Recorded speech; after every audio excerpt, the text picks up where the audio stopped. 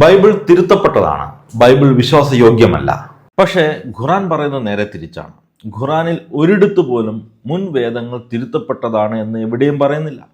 ഇവിടുത്തെ സാധാരണ മുസ്ലിങ്ങൾ ധരിച്ചു വശായിരിക്കുന്നത് ബൈബിൾ പിന്നീട് തിരുത്തപ്പെട്ടു, മായം ചേർക്കപ്പെട്ടു എന്നാണ്. എന്നാൽ ഇത് വെറും പച്ചക്കള്ളമാണ്. ഖുറാൻ അങ്ങനെ പറയുന്നില്ല. ഖുറാൻ ഉറപ്പിച്ചും തറപ്പിച്ചും പറയുന്നത് ബൈബിൾ ശരിയാണെന്നാണ്. ഖുറാൻ അനുസരിച്ച് ക്രൈസ്തവരുടെയും യഹൂദരുടെയും കയ്യിലിരിക്കുന്ന ബൈബിൾ തിരുത്തപ്പെട്ടതല്ല. അതുകൊണ്ട് സൂറ 5:47 ബൈബിൾ അനുസരിച്ചാണ് ക്രൈസ്തവർ വിധി പ്രസ്താവിക്കേണ്ടത് എന്നും 5:68 തോറയും ഗോസ്പലും അനുസരിച്ച് ജീവിക്കാത്ത ക്രിസ്ത്യാനികൾക്ക് മറ്റൊരു അടിത്തറയില്ല എന്നുമൊക്കെ ഖുറാൻ വെച്ച് കാച്ചുന്നത് ഇതുകൊണ്ടാണ്.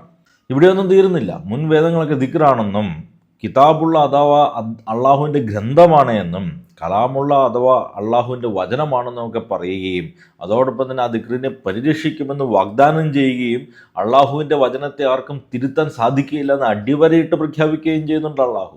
ഇനി തോന്നിയ പോലെ ചെറിയ പിക്ക് ചെയ്ത് ഇഷ്ടമുള്ള ഭാഗം മാത്രം തിരഞ്ഞെടുത്ത് വിശ്വസിക്കാമെന്ന് നിങ്ങൾ വിചാരിക്കേണ്ട. അള്ളാഹു അതിന് നിങ്ങളെ അനുവദിക്കുന്നില്ല.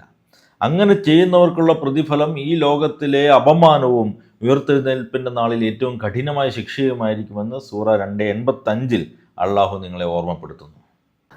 അത് മുഹമ്മദ് നബിയുടെ കാലത്തിന് ശേഷമാണ് ബൈബിൾ തിരുത്തപ്പെട്ടത്. മുഹമ്മദ് നബിയുടെ കാലത്തുണ്ടായിരുന്ന ബൈബിൾ തിരുത്തപ്പെട്ടതല്ലായിരുന്നു.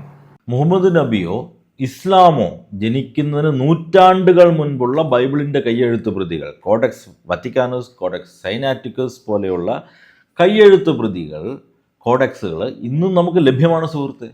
അതുകൊണ്ട് മുഹമ്മദ് നബിയുടെ കാലത്തിന് ശേഷമാണ് ഖുറാൻ തിരുത്തപ്പെട്ടത് എന്ന നിങ്ങളുടെ വാദം ചരിത്രപരമായി നിലനിൽക്കുന്നതല്ല. അള്ളാഹുവിൻ്റെ വചനങ്ങളെ ആർക്കും മാറ്റാൻ സാധിക്കില്ല, തിരുത്താൻ ആർക്കും കഴിയില്ല എന്നാണ് ഖുറാൻ്റെ അവകാശവാദം. സൂറ 6:115 none can change his words. സൂറ 18:27 അത് തന്നെ ആവർത്തിക്കുന്നു. അവൻ്റെ വചനങ്ങളെ മാറ്റിമറിക്കാൻ ആർക്കും കഴിയില്ല. None can change his words. അതുകൂടാതെ സൂറ 15:9 അള്ളാഹു യാതൊരു സംശയത്തിനും ഇടയില്ലാത്ത വിധം പറയുന്നു, ദിക്ർ ഇറക്കിയതും നാം തന്നെയാണ്, അതിനെ സംരക്ഷിക്കുന്നതും നാം തന്നെയായിരിക്കും. എന്നാൽ മുസ്ലിംസും ദാവാക്കാരും വന്ന് നമ്മളോട് പറയും, ഇല്ല, അള്ളാഹു പറയുന്നത് തെറ്റാണ്, ഖുറാൻ പറയുന്നത് തെറ്റാണ്, ദൈവവചനം തിരുത്തപ്പെട്ടിരിക്കുന്നു, അള്ളാഹുവിൻ്റെ ഗ്രന്ഥം തിരുത്തപ്പെട്ടിരിക്കുന്നു, അള്ളാഹു ഇറക്കിയ ദിക്ർ അതിനെ സംരക്ഷിക്കാൻ അള്ളാഹുവിന് കഴിവില്ലാതെ പോയിരിക്കുന്നു. ഇപ്പം എങ്ങനെ ഇരിക്കണം? ഇങ്ങനെ ചിന്തിക്കാം. ഇന്ന് ഏതെങ്കിലും ഒരു പന്തകുസ്താ വിഭാഗം ബൈബിൾ എടുത്തങ്ങ് തിരുത്താൻ ശ്രമിച്ചാൽ കത്തോലിക്കരോ ഓർത്തഡോക്സരോ അതിനെ സമ്മതിക്കുമോ? ഇനി കത്തോലിക്കർ തിരുത്താൻ ശ്രമിച്ചു കഴിഞ്ഞാൽ മറ്റുള്ള ആരെങ്കിലും സമ്മതിക്കുമോ? ഇല്ല.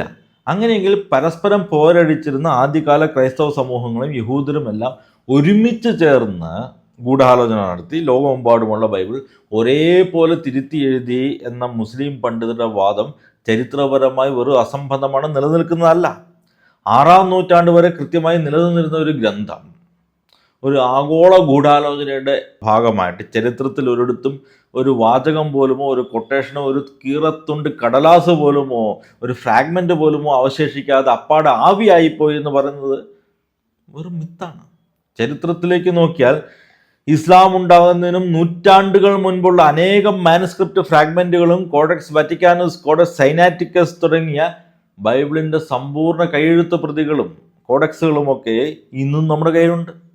ഈ പുരാതന തെളിവുകളെല്ലാം ഇന്നും കൃത്യമായി ഒത്തുപോകുന്നത് നമ്മുടെ കയ്യിലിരിക്കുന്ന ഇന്നത്തെ ബൈബിളുമായിട്ട് തന്നെയാണ്. നിങ്ങൾ ഈ പറയുന്ന സാങ്കല്പികവും മുസ്ലിം ഫ്രണ്ട്ലിയുമായ ഈ തൗറാത്തിൻ്റെയോ ഇഞ്ചീലിൻ്റെയോ ചെറിയ ഒരു കീറക്കഷണം പോലും, ഒരു തുണ്ട് കടലാസോ ഫ്രാഗ്മെൻറ്റോ പോലും ചരിത്രത്തിൽ എവിടെയും ലഭ്യമല്ല. അതുകൊണ്ട് അങ്ങനെ ഒരു ഒറിജിനൽ ഗ്രന്ഥം മുൻപുണ്ടായിരുന്നു എന്ന് വാദിക്കുന്ന മുസ്ലിം അപ്രോളജിസ്റ്റുകൾക്കാണ് അതിൻ്റെ ഒരു കീറത്തുണ്ട് കടലാസിൻ്റെയെങ്കിലും തെളിവുകൾ ലോകത്തിന് മുമ്പിൽ കൊണ്ടുവരാനുള്ള ആത്യന്തികമായ ബാധ്യത. ബർഡൻ ഓഫ് പ്രൂഫ് നിങ്ങൾക്കാണ്.